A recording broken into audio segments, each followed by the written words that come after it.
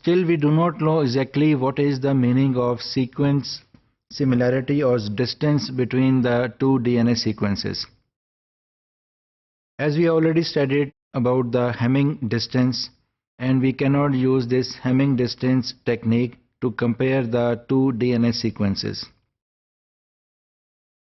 As we know that the Hamming distance technique is very important for the computational science problems, but this technique cannot be used for bioinformatics or biological problems. If we use strictly the Hamming distance technique, the calculations will show us that the ith position of any nucleotide in sequence 1 of DNA is corresponding to the ith position of the nucleotide in the second DNA sequence. But this is not the case in all of the sequencing problems. And we know that in most of the cases, the ith position of the nucleotide in sequence 1 will not correspond to the ith position of the nucleotide in the sequence 2. And we also know that the mutation is going on all the times in the DNA sequences, and it is an evolutionary process. And during the DNA replication, there are many changes within the DNA, either through a process of deletion, insertion, or substitutions. And we also know that the enzyme that is responsible for DNA replication, that is the DNA enzyme that replicates the DNA, is qualified and very specialized for the proofreading. The polymerases, DNA polymerases, they generally proofread the DNA sequence that is replicated. But still, during the process of replication, there are many changes within the DNA, and due to these processes of substitution, insertion, and deletion, there are changes within the DNA sequences.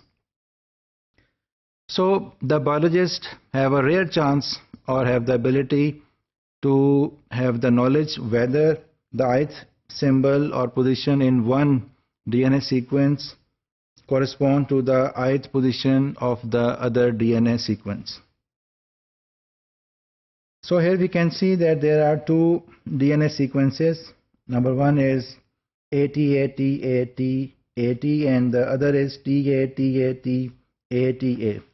So we call them as a V, and this is W. So if we use the Hamming distance technique to compare these two sequences, then it is a no use and we will not get the correct answer. So Hamming distance technique cannot be used to compare the DNA sequences.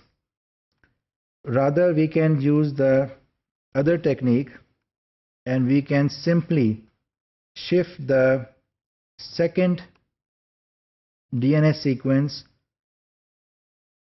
in the right direction.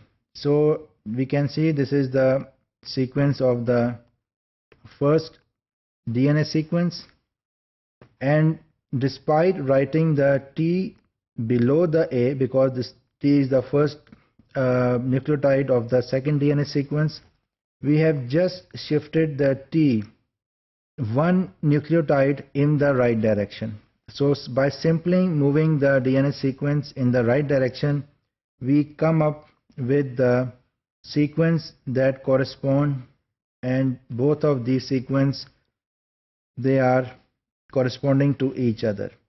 So we can say that we have aligned the I+1 letter in this sequence against the ith letter in the second sequence, and in this case 1 is less than or equal to I, and I is less than or equal to 7, because these are the 7 sequences here. So we can also compare the sequence of this DNA with this DNA sequence, and despite there are many subtle similarities within these two sequences.